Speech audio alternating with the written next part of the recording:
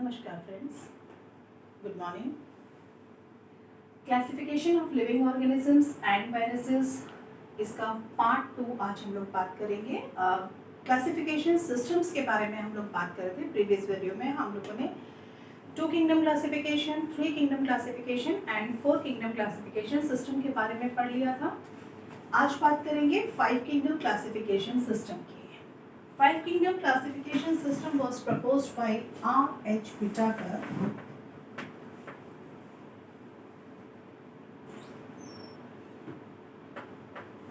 in 1979. 1979.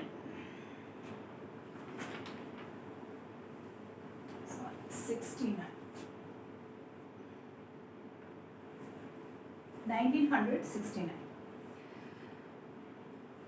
1969 से पहले तक जो भी बात की जा रही थी, 66 तक भी बहुत सारे क्लासिफिकेशन सिस्टम्स में चेंजेस आए और उन चेंजेस की वजह से एक स्टेशनरी सिस्टम ऑफ क्लासिफिकेशन नहीं डेवलप हो पाया।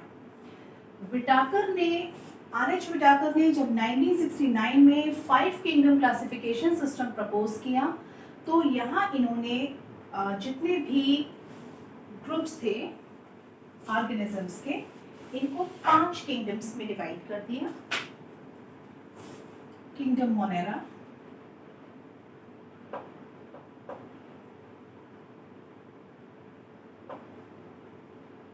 प्रोटिस्टा,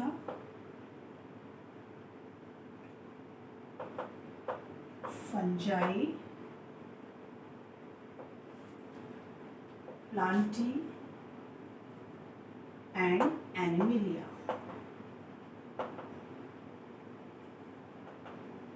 फोर किंगडम क्लासिफिकेशन में हमने मोनेरा पढ़ा था, प्रोटिस्टा पढ़ा था, प्लांटी पढ़ा था और एनिमिलिया पढ़ा था। लेकिन अब इन्होंने एक किंगडम ऑफ क्लासिफिकेशन एक किंगडम और बढ़ा दिया, दैट इज फंजाई।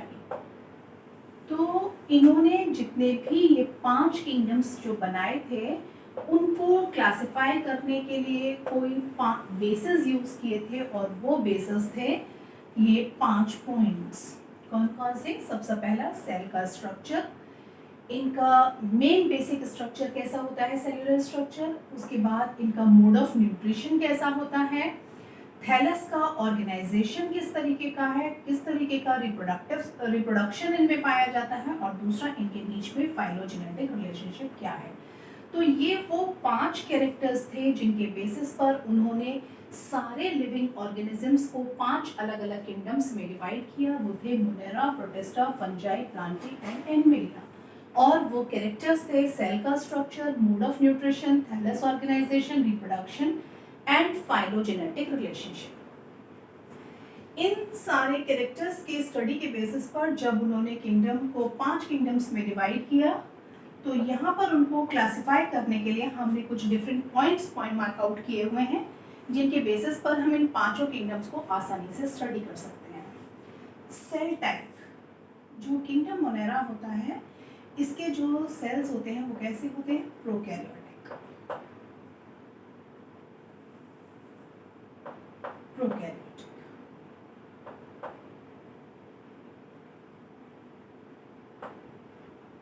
इसमें भी prokaryotic, eukaryotic,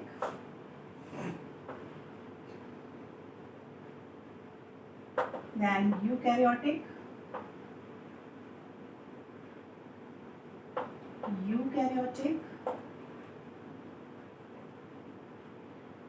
and eukaryotic means जो केवल मोनेरियंस होते हैं वो प्रोकैरियोटिक टाइप के होते हैं।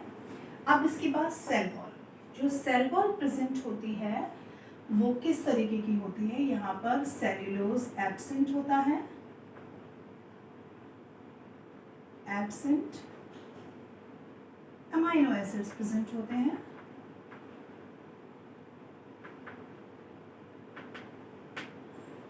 यूकैरियोटिक में, प्रोटिस्टा में जो सेल वॉल होती है वो एब्सेंट होती है,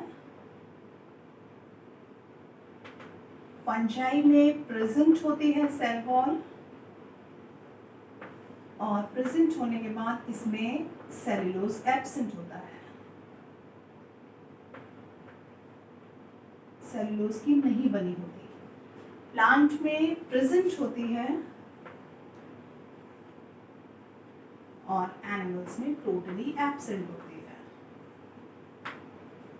न्यूक्लियर मेम्ब्रेन एब्सेंट क्योंकि प्रोकैरियोटिक सेल है, जबकि बाकी सब में न्यूक्लियर मेम्ब्रेन प्रेजेंट होती है।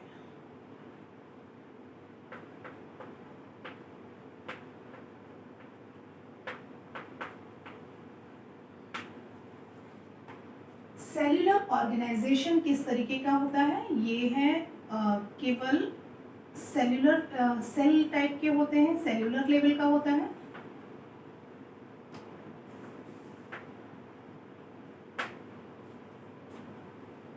यहाँ भी सेल्यूलर लेवल का होता है।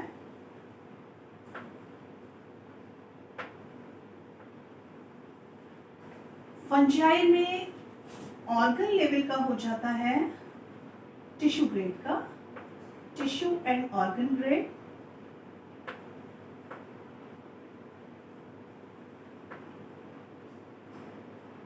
यहाँ organ, organ system,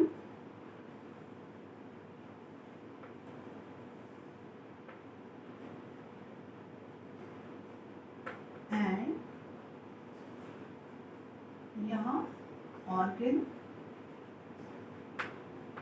organ system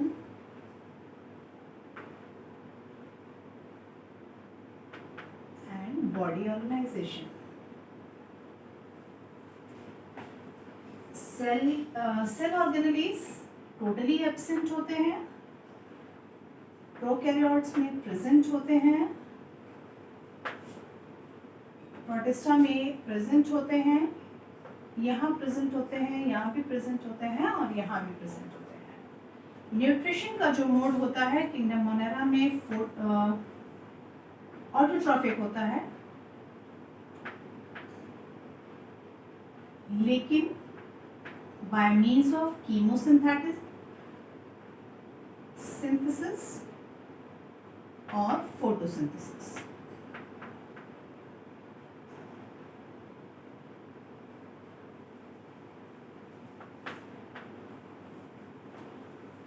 protista में हेटेरोट्रॉफिक होते हैं, कुछ एक को छोड़ करके,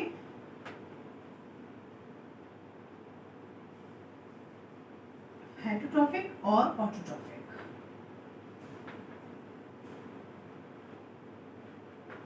दे आर हेटेरोट्रॉफिक, हेटेरोट्रॉफिक होते हैं लेकिन स्कैवेंजर्स की तरह काम करते हैं, सड़े गले पदार्थों से लेते हैं, डेड एंड डिके से, या आप कह सकते हैं सैप्रोफिटिक मोड ऑफ न्यूट्रिशन अपनाते हैं। प्लांटी फुली ऑटोट्रॉफिक होते हैं,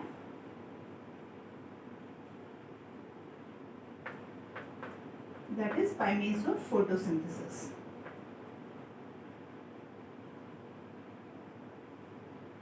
And finally animals are heterotrophic, depends on plants directly or indirectly for their nutrition। Reproduction जो होता है वो यहाँ पर by means of asexual reproduction, asexual, sexual by means of conjugation।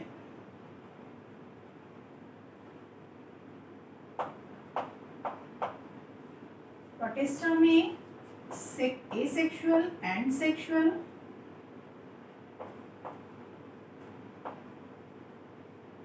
by means of fission etc। Eukaryotes fungi में by asexual mode ज्यादा होता है,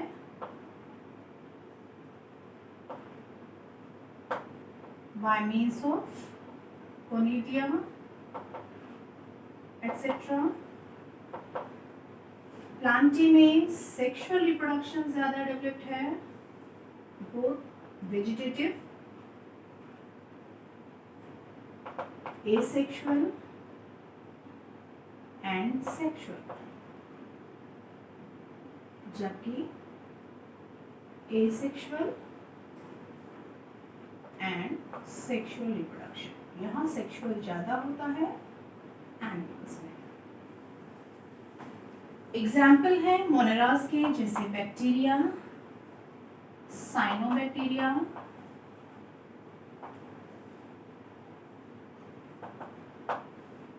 आर्कीबैक्टीरिया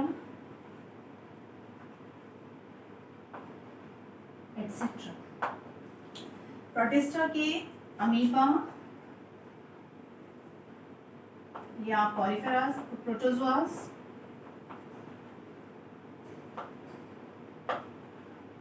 फंजाई में राइजोपस, ईस्ट, प्लांटी में ऑल लिविंग प्लांट्स,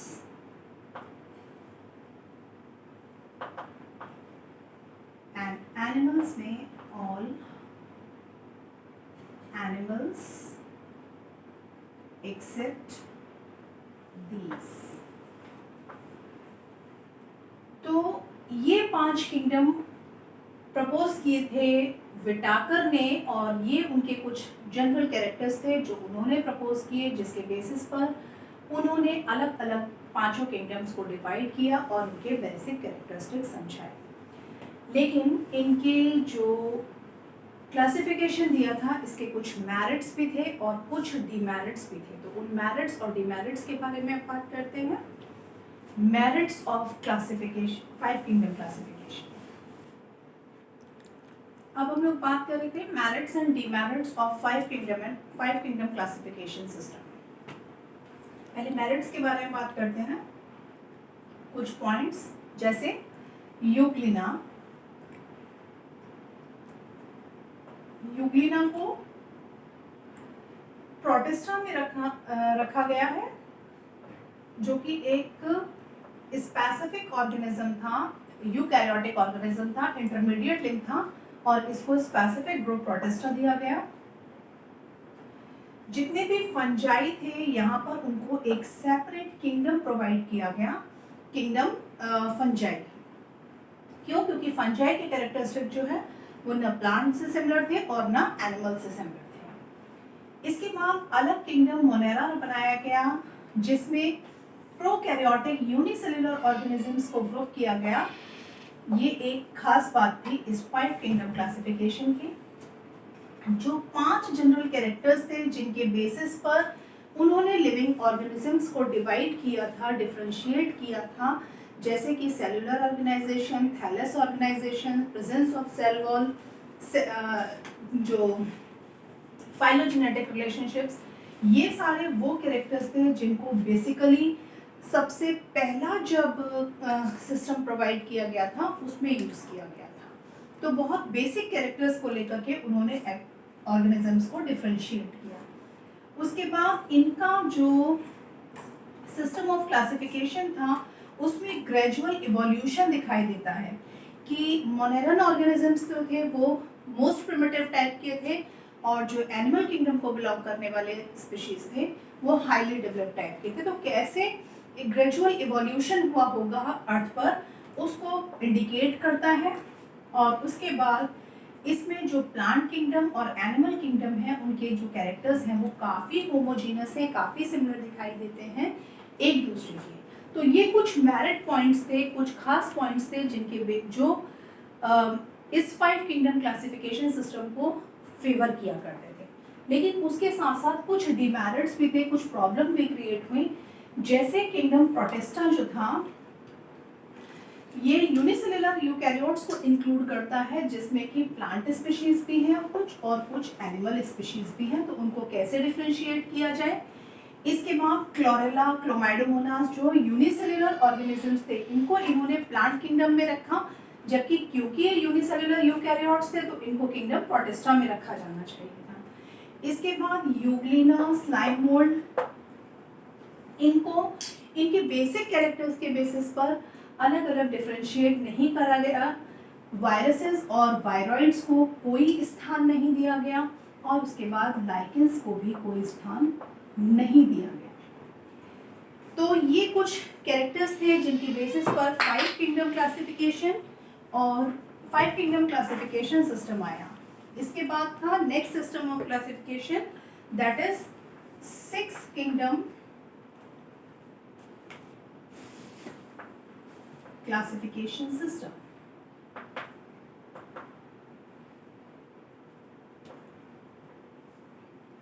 क्या कर रहा है? इस 6 किंगडम क्लासिफिकेशन सिस्टम को कार्ल वूस ने प्रपोज किया 1990 में, तकरीबन 1990 में प्रपोज किया था। और इस पे उन्होंने लिविंग ऑर्गेनिजम्स को 3 डोमेन्स में डिवाइड कर दिया, 3 डोमेन्स में डिवाइड किया।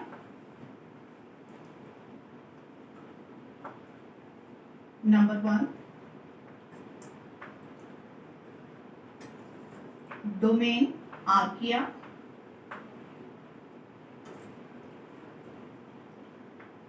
Domain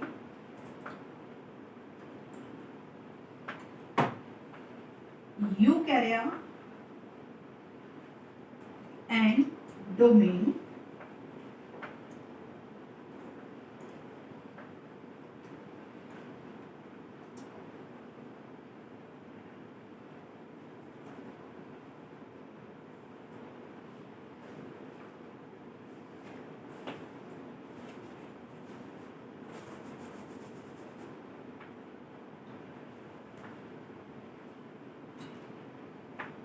and domain यूकैरिया। Domain archaea में इन्होंने मोस्ट प्रिमिटिव ऑर्गेनिजम्स को जगह दी।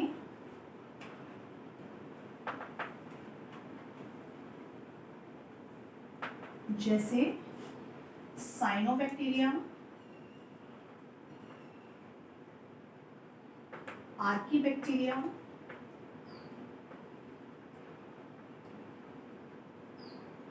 Blue green algae etcetera.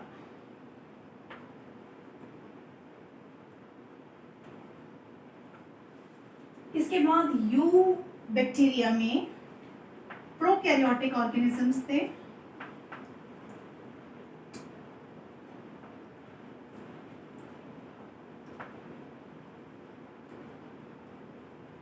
जिनमें सेल ऑर्गेनेलीज एब्सेंट थे।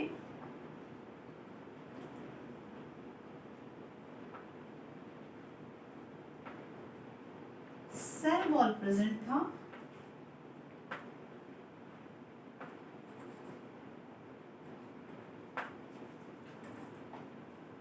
लेकिन ये सेल वॉल सेलुलोज की नहीं बनी हुई थी। इसमें बैक्टीरियाज को प्लेस किया गया और इसके बाद यूकैरियोटिक, जो यूकैरियोटिक सेल्स थे,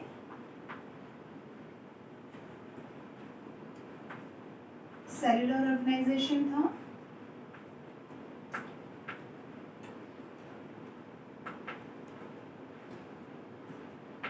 सेल वॉल प्रेजेंट और एब्सेंट था।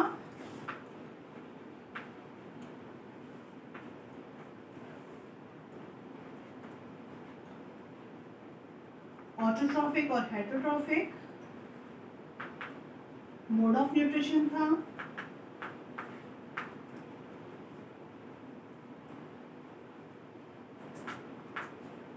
और इसके एग्जाम्पल थे जितने भी plant cells, plants, animals, fungi, protozoa etcetera. तो इन्होंने जितने भी लिविंग क्रिएचर्स थे उनको 3 डोमेन्स में डिवाइड कर दिया, domain archaea, domain eubacteria and domain यूकैरिया।